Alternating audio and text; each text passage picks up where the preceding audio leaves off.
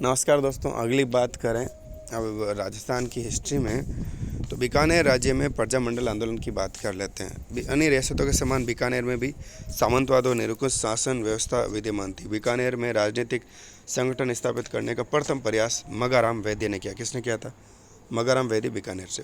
वैद्य ने 4 अक्टूबर 1936 को बीकानेर प्रजामंडल की स्थापना की। वैद्य स्वयं प्रजामंडल के अध्यक्ष और लक्ष्मण दास स्वामी मंत्री चुने गए थे।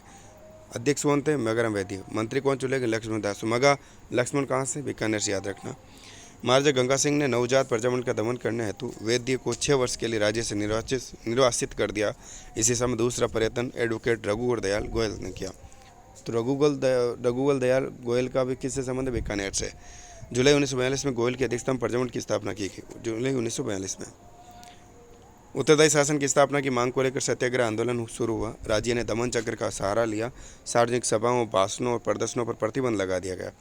महाराजा ने रघुवर दयाल सहित अनेक व्यक्तियों को गिरफ्तार करके उन्हें राज्य से निष्कासित कर दिया, परंतु कुछ समय बाद रघुवर दयाल गोयल ने अपने साथियों गंगादास कौशिक और पंडित दीनदयाल आचार्य के साथ निष्कासन आदेश की अवहेलना करते हुए राज्य में प्रवेश किया। गोयल को 1 वर्ष की सजा दी गई।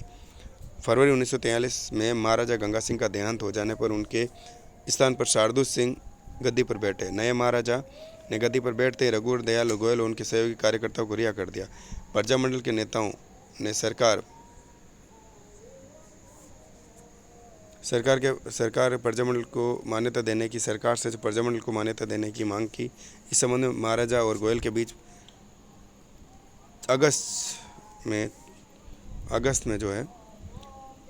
अगस्त में लंबी वार्ता हुई, ठीक है, परंतु कोई नतीजा नहीं निकला।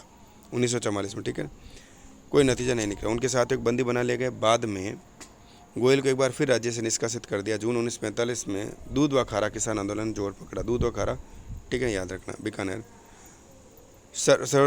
सर्वश्री मगाराम वैद्य और रामनारायण शर्मा को पुनः बंदी बना लिया गया। अब रामनारायण शर्मा जी थे, इनको बंदी बना लिया गया। इस प्रकार राज्य में दमन चक्र चलता रहा।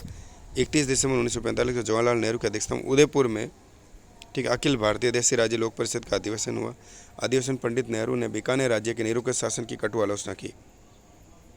25 जून 1946 को गोयल ने निर्वासन की पाबंदी को तोड़कर पुनः राज्य में प्रवेश किया। उन्हें बंदी बना लिया गया। कुंभाराम आर्य को से पूर्व बंदी बना लिया गया था।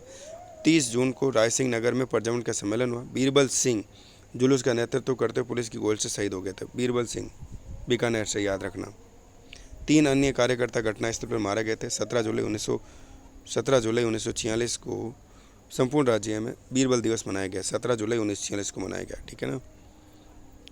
समस्त राजनीतिक कैदियों को रिहा करने की मांग की गई। अंततः 31 अगस्त 1946 को महाराजा शार्दुल सिंह की इस घोषणा पर राज्य में शीघ्र उत्तरदायी शासन की स्थापना की जाएगी। राज्य का तनावपूर्ण वातावरण शांत हो गया।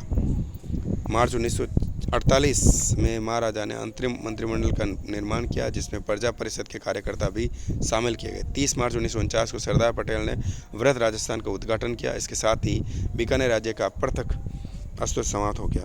इस प्रकार प्रजामंडल ने उत्तरदायी शासन की स्थापना के लिए निरंकुश शासन के विरुद्ध काफ़ी वर्षों तक कठोर संघर्ष किया।